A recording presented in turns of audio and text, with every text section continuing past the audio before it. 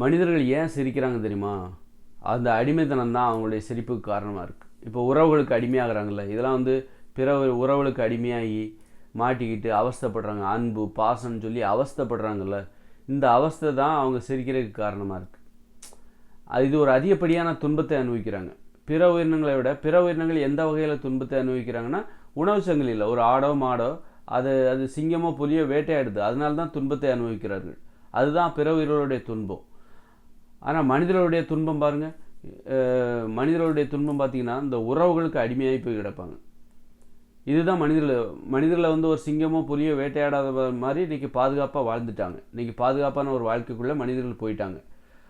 ஆனால் மனிதர்கள் எந்த வகையில் பிற உயிரினங்களை விட துன்பப்படுகிறார்கள் என்றால் இந்த உறவுகளால் துன்பப்படுகிறார்கள். இந்த அன்பு பாசத்துக்கு அடிமையாகிறாங்க. மற்றவங்க எனக்கு துரோகம் பண்ணிட்டாங்க, நான் நம்புனேன், என்ன துரோகம் பண்ணிட்டாங்க அப்படின்லாம் சொல்கிறாங்க. இந்த அன்பு மேலே உள்ள அடிமைத்தனம் தான். அன்பின் காரணமாக ஒருத்தர் மேலே நம்பிக்கை வைக்கிறாங்க, அவங்க ஏமாத்துறாங்க. அப்படி இருக்கும்போது இந்த மாதிரி மனிதர்களுடைய பாதிப்படைகிறாங்க பாருங்கள் உறவுகளால். இது பிற உயிரினங்களில் கிடையாது. அன்பு பாசத்துக்கெல்லாம் அவைகள் அடிமையாவதில்லை, அதனால் அவைகள் சிரிப்பதில்லை. இது வந்து மனிதனுடைய வாழ்க்கை இந்த மாதிரி அன்பு பாசத்துக்கு அடிமையாகிறதுனால இது வந்து இயற்கையோட பார்வையில் மனிதனோட வாழ்க்கை ரொம்ப காமெடியாக இருக்குது. என்னடா இந்த மனித உயிர்கள் அன்பு பாசத்துக்கு அடிமையாகிட்டு கிடக்குறாங்க, பிற உயிரினங்களை பாரு அன்பு பாசத்துக்கு அடிமையாகாமல் தனித்தனியாக வாழ்கிறாங்க. ஒரு ஆடோ மாடோ பிற தனித்தனியாக இருக்காங்க. நீ என் கணவன், நீ என்ன சொல்கிறபடி கேட்கணும், என் புருஷன், நீ என் பொண்டாட்டி அப்படின்னு அங்கே எதுவுமே இல்லை. நீ என் பிள்ளைகள், நான் சொல்கிறபடி தான் கேட்கணும், எனக்கு நீ கட்டுப்பட்டு வாழணும் அப்படின்னு அங்கே ஒன்றும் கண்ட்ரோல் போடுறதில்லை. ஆனால் இங்கே மனிதர்கள் பாருங்கள், இந்த அன்பு பாசத்துக்கு அடிமையாகி ஒருத்தர் கண்ட்ரோல் பண்ணுறாங்கல்ல, இது இயற்கையோட பார்வையிலிருந்து காமெடியாக இருக்குது. இது நமக்கே தெரியுது, இயற்கை நம்மளை பார்த்தா சிரிக்க தான் செய்யும், நம்முடைய வாழ்க்கையை பார்த்தா சிரிக்க தான் செய்யும். அப்போ அதனால தான் மனிதர்கள் என்ன பண்ணுறாங்க, சிரிக்கிறாங்க. அப்போது மனிதர்களுக்கே ஒரு தாழ்வான நிலை தான் இது, ஒரு தாழ்வான நிலை தான். அந்த தாழ்வு நிலையிலேருந்து நம்மளால் மீள முடியாது. அதனால் நாம் அதுக்குள்ளே வாழ்ந்துக்கிட்டு இருக்கோம். அதனால தான் நம்ம சிரிக்கிறோம். இந்த தாழ்வு நிலையிலேருந்து ஒரு தீர்வு, அதுக்கு தான் சிரிப்பு. சிரித்தா உன் மனசில் இருக்கிற பாரம் குறைஞ்சிரும். உன்னுடைய தாழ்வு மனப்பான்மையால் ஏற்படுகிற ஒரு தாழ்வு நிலை, மனிதர்களுடைய நிலைமைங்கிறது ஒரு தாழ்வு நிலை. இதெல்லாம் ஏன் வருது? ஏன் மனிதர்கள் வந்து அன்பு பாசத்துக்கு அடிமையாகிறாங்க? எல்லா விஷயத்துக்குமே அடிமையாகுவாங்க. அதான் அடிமைத்தனம் தான். ஒரு அந்த இருப்பிடத்துக்கு அடிமையாவாங்க. அந்த ஊரை விட்டு போக மாட்டாங்க. அது ஒரு ஊரை விட்டு இன்றைக்கி போகிறாங்க அப்படிங்கிறது வந்து நாம் செயற்கையாக கஷ்டப்பட்டு தான் போகிறோம். ஆனால் மனிதர்களுக்கு தான் வாழ்கிற இடம், உறவுகளுக்கு அடிமையாவாங்க, பிள்ளைகளுக்கு அடிமையாவாங்க, கணவனுக்கோ மனைவிக்கோ அடிமையாவாங்க, காதலுக்கு அடிமையாக உயிரை கூட கொடுப்பாங்க பாருங்கள். காதலுக்காக உயிரை கொடுக்கறது, பழகிறவங்களுக்காக நட்புக்கு அடிமையாவாங்க, அப்புறம் உணவுக்கு அடிமையாவாங்க, இருப்பிடத்துக்கு அடிமையாவாங்க, பதவிக்கு அடிமையாவாங்க, மரியாதைக்கு இப்படி இந்த அடிமைத்தனம் தான் இயற்கையின் பார்வையில் ஒரு காமெடியாக இருக்குது. இந்த மாதிரி மனிதர்கள் மாட்டிக்கிட்டாங்க, அடிமைத்தனத்தில் மாட்டிக்கிட்டாங்க. அப்படிங்கும்போது மனிதர்களுடைய வாழ்க்கை இயற்கையின் பார்வையில் காமெடியாக இருக்குது. அதனால தான் சிரிக்கிறாங்க, மனிதர்களும் சிரிக்கிறாங்க. இயற்கையை நம்மளை பார்த்து சிரிக்கும். இயற்கை நம்மளை பார்த்து சிரிக்கக்கூடிய நிலைமையில் தான் நாம் வாழ்ந்துட்டுருக்கோம். அப்படிங்கிறத பார்க்கும்போது மனிதர்களுக்கும் தன்னை பற்றி சிரிப்பு வருது. நீங்கள் என்ன சிரிக்கிறது, நானே என்னை பற்றி சிரிச்சுக்கிறேன்.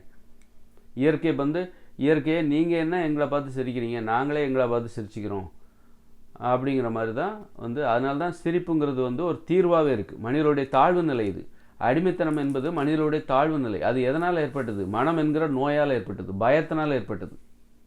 நம்ம பயந்து நடுங்குறோம். பிற உயிரினங்களுக்கும், அதாவது பிற உயிரினங்கள் ஆடு மாடு மான்கள் எருமை மாடு குதிரை இது காடுகளில் வாழுது. இதை சிங்கம் புலியெல்லாம் வேட்டையாடுது.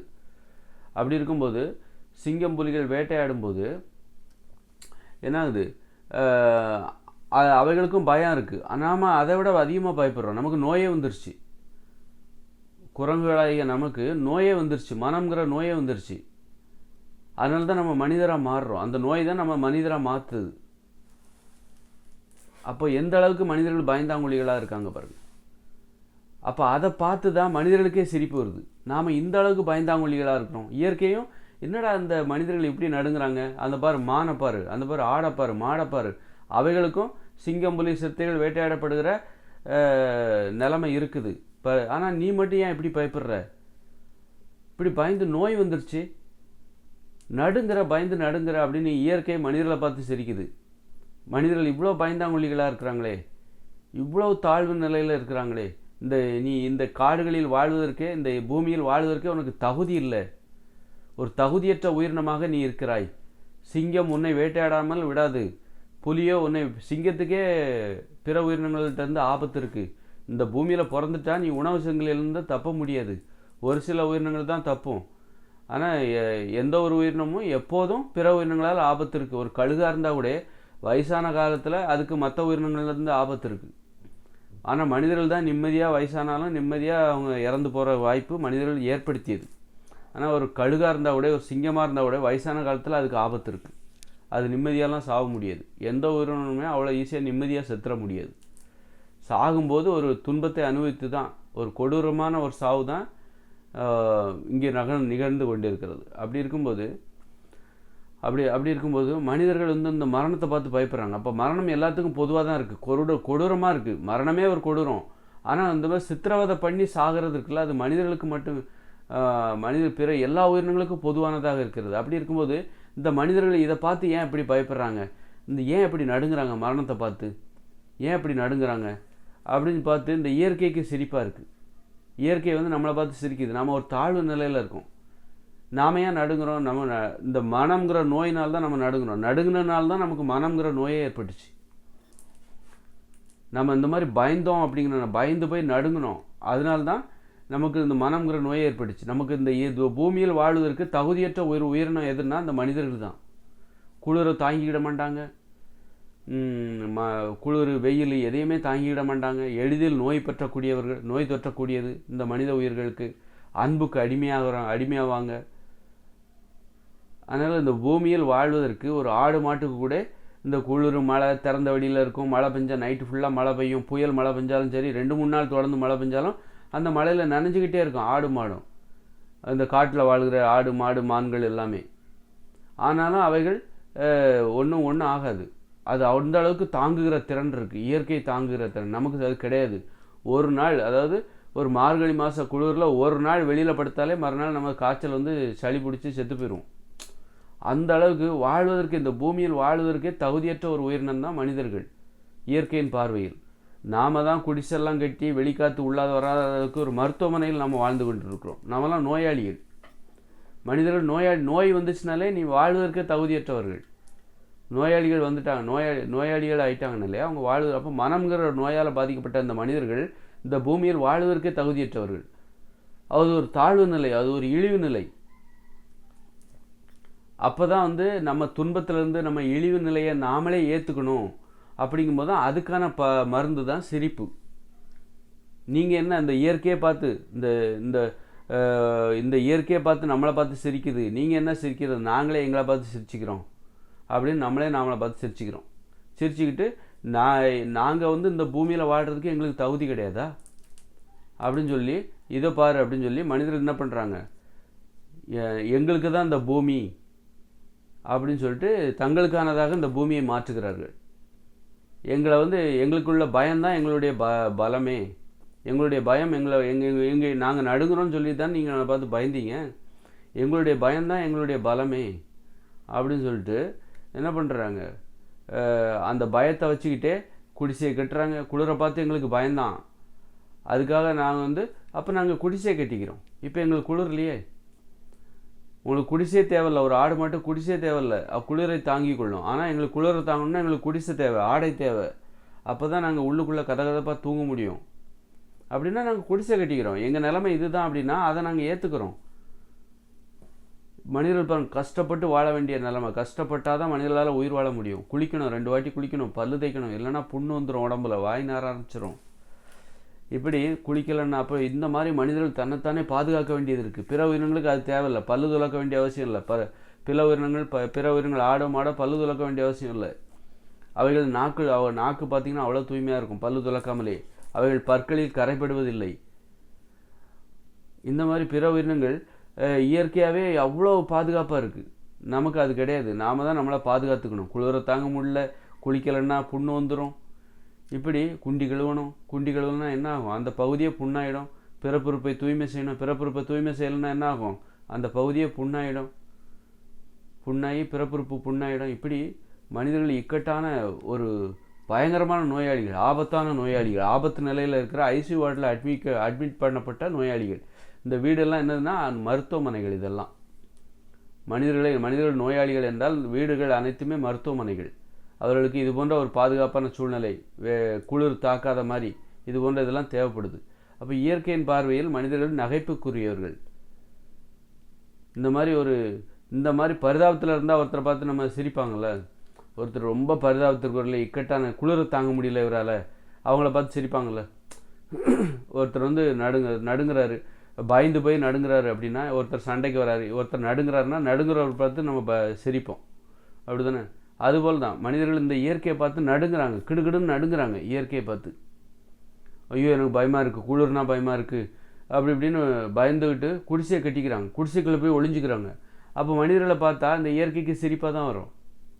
அப்போ இந்த மனிதர்களுக்கு தெரியுது இயற்கையை நம்மளை பார்த்து சிரிக்கும் அப்படின்னு சொல்லிட்டு. அப்போ இந்த மனிதர்கள் என்ன சொல்கிறாங்க, நீங்கள் என்ன பார்த்து என்னை ஏன் சிரிக்கிறீங்க, நாங்களே எங்களை பார்த்து சிரிச்சுக்கிறோம் அப்படின்னு மனிதர்கள் சிரிக்கிறாங்க. தன்னுடைய நிலையை ஏற்றுக்கொள்கிறார்கள். சிலருக்கு ஏன் சிரிப்பு வரான்னா தன்னுடைய நிலையை ஏற்றுக்க மாட்டாங்க. உங்களுடைய நிலையை ஏற்றுக்கிட்டிங்கன்னா உங்களுக்கு சிரிப்பு வந்துடும். சிரிப்பு வந்துச்சுன்னா அந்த துன்பத்திலிருந்து விடுபட்டு விடுவீர்கள். அந்த துன்பத்தை முதலில் ஏற்றுக்கொள்ளுங்கள். நீங்கள் சிரிக்கவில்லை என்றால் சிரிப்பிற்குரிய வாழ்க்கையை மனிதர்கள் வாழுகிறார்கள். அப்படி நீங்கள் சிரிக்கவில்லை என்றால் உங்களுடைய சிரிப்பிற்குரிய அந்த வாழ்க்கை இருக்குல்ல, நகைப்பிற்குரிய அந்த வாழ்க்கை, அந்த தாழ்வு நிலை, அதாவது இழிவு நிலை, அதை நீங்கள் ஏற்றுக்கொள்ள மறுக்கிறீர்கள். மனிதனுடைய வாழ்க்கை மிகவும் பலவீனமானது என்று ஏற்றுக்கொள்ள மறுக்கிறீர்கள். இதில் வர இவன் 6 அறிவு 7 அறிவு அப்படின்னு புது கதையெல்லாம் விடுறான். உன்னுடைய நிலைமையே தாழ்வான நிலை, பலவீனமான நிலை. இப்படி இருக்கும்போது மனிதர்கள் 7 அறிவு படைத்தவர்கள் அப்படி இப்படின்னு கதை வர விட்டுட்டு இருக்கிற. இது மிகைப்படுத்துறது, உண்மையை மூடி மறைக்கிறது. உடம்புக்குள்ளே ஃபுல்லாக புண்ணாக இருக்குது, கோட்டு போட்டு மறைக்கிறது. மனிதர்கள் பராக்கிரமசாலிகள், மனிதர்கள் ஆராய்ச்சி பண்ணுறதுக்காக பிறந்தவர்கள் அப்படி இப்படின்னு சொல்லிட்டு உண்மையை உள்ளுக்குள்ளே சொறி சிறங்காக இருக்குது, கோட்டு போட்டு பாரு என் உடம்புக்குள்ளே எதுவுமே இல்லை, நான் புதுசாக அப்படி காமிச்சிக்கிறது, மிகைப்படுத்துறது. இப்போ பெண்கள் பார்த்திங்கன்னா அடிமையாக இருப்பாங்க. ஆனால் பெரிய இந்த கடவுள் மாதிரி ஏதோ முக்காடெல்லாம் போட்டுக்கிட்டு வெளியில் அப்படி ஜிலுக்குன்னு வந்துட்டுருப்பாங்க. ஏதோ மிகைப்படுத்துறது, தன்னுடைய நிலையை மிகைப்படுத்துறது. இப்போ தீயில நீ குதிக்கணும்ப்பா, உடன்கட்டை ஏறணும் அப்படின்னோன்னா அப்படியா சரி அப்படின்னு சொல்லிட்டு போயிடுவாங்க. அப்போ முட்டாள்தனமான பெண்களை முட்டாளாக்குகிற ஒரு நடைமுறை தான் அது. அவங்க தன்னை முட்டாளாக்குறாங்க அப்படின்லாம் இல்லாமல் அது பெரிய அப்படியே போய் அப்படியே புனிதமான ஒரு செயலை நம்ம செய்ய போகிறோம்னு சொல்லிட்டு அந்த காலத்தில் அப்படி தான் நடந்திருக்கும். போய் தீயில போய் உட்காருவாங்க, படுத்துக்குவாங்க, அதை கட்டி போட்டுருவாங்க, ஓடி வந்துடக்கூடாதுன்னு சொல்லிட்டு. சுட்டுன்னா ஓடி வந்துடுவாங்க அப்படின்னு சொல்லி கட்டி போடுவாங்க. கட்டுங்க, நல்லா கட்டிடுங்க அப்படின்னு சொல்லிட்டு அவங்க கடவுளை வணங்கிப்பாங்க. இதை மிகைப்படுத்துறது. அது உன்னுடைய தாழ்வு நிலை, உன்னை இழிவுபடுத்துகிறாங்க. எல்லாரும் உன்னை இழிவாக நினைக்கிறாங்க. உடன்கட்டைங்கிற பேரில் உன்னை படுக்க வச்சு எரிக்க போகிறாங்க. ஆனால் நீ என்ன பண்ணுற, அது ஏதோ புனிதமான செயலை நம்ம செய்ய போகிறோம், கணவனோட நம்ம சொர்க்கத்துக்கு போய்டுவோம், அப்போ அதுக்கு அப்போ உடனே அதை அப்படி வணங்கிட்டு போய் படுப்பாங்க. இதான் மிகைப்படுத்துறதுன்றது. ஒரு இழிவு நிலையை ஒரு மிகைப்படுத்துறதுன்றது. நம்மளை முட்டாளாக்குறாங்க ஒரு மனுஷங்க, அதுக்கு நம்ம ஒத்துழைக்கிறோம். இந்த மாதிரி தான் மனிதர்கள் என்ன பண்ணுறாங்க, அது எப்படியோ அதுபோல் மனிதர்கள் என்ன பண்ணுறாங்க, தன்னுடைய நிலையை ஏற்றுக்க மாட்டேன்றாங்க, மிகைப்படுத்துகிறாங்க. அதனால் சிரிக்கிறது எதுக்குன்னா மனிதனுடைய வாழ்க்கை முறையே சிரிப்புக்குரியது தான், சிரிக்கிற மாதிரி தான் இருக்குது. இயற்கையின் பார்வையில் மனிதனுடைய வாழ்க்கை இந்த அடிமைத்தனத்தால், இந்த மனம் என்கிற நோயால், மனிதர்கள் நோய் எதிர்ப்பு சக்தி குறைஞ்சு போனதுனால எதையுமே அன்பை எதிர்க்க தெரியலை, அன்புக்கு அடிமையாடுறாங்க. அன்புக்கு கூட உனக்கு எதிர்ப்பு சக்தி தேவை. அன்புங்கிறது ரொம்ப வலிமையானது, ஒரு குளிரை போல். அது நீ சும்மா ஒரு குளிரை தாங்கணும்னா உங்களுக்கு போர்வை வேணும், போர்வை இருந்தால் தான் குளிரை தாங்க முடியும். சும்மா நான் வெறும் வெற்று உடம்பால் நான் குளிரை தாங்கிடுவேன் அப்படின்னு சொன்னால் அந்த குளிர் உங்களை சாகடிச்சிடும். அதுபோல் அன்புங்கிறதும் உங்களுக்கு அறிவு தேவை. எது உண்மையான அன்பு, யார் உண்மையான பாசத்தை காட்டுறாங்க, யாருக்கு நம்ம உண்மையாக இருக்கணும், நமக்கு பிடிச்சிருக்கவங்ககிட்ட தான் நம்ம உண்மையாக இருக்கணும், நமக்கு பிடிக்காதவங்களுக்காகலாம் நம்ம உண்மையாக இருக்கக்கூடாது. இப்படி அன்பை எதிர்கொள்வதற்கு நமக்கு ஒரு அறிவு தேவை, போர்வை என்கிற அறிவு தேவை. குளிரை தாங்குகிற போர்வை போல் அன்பை தாங்குவதற்கு நமக்கு ஒரு அறிவு என்கிற போர்வை தேவை. அதனால் மனிதர்களோடு ஏன் சிரிக்கிறாங்கன்னா அவங்களுடைய இயற்கையின் பார்வையில் அவருடைய வாழ்க்கை நகைப்புக்குரியதாக இருக்கிறது. அதனால் அவர்கள் சிரிக்கிறார்கள், மனிதர்களே சிரிக்கிறார்கள், இயற்கையும் சிரிக்கிறது, மனிதர்களும் சிரிக்கிறது. சிரிச்சிட்டு போங்க. கடைசியில் பார்த்தா இந்த உலகத்தில் நாம தான் புத்திசாலி, நாம தான் உண்மையிலே பலவீனமானவர்கள், நமக்கு தான் குளிரை தாங்க முடியல. வீக்கான பர்சன் யாருன்னா மனிதர்கள் தான். இருக்கட்டும், இருந்துட்டு போட்டோம். இன்றைக்கி பார்த்தா இந்த பூமியே மனிதர்களின் சொந்தமாக மாறிவிட்டது.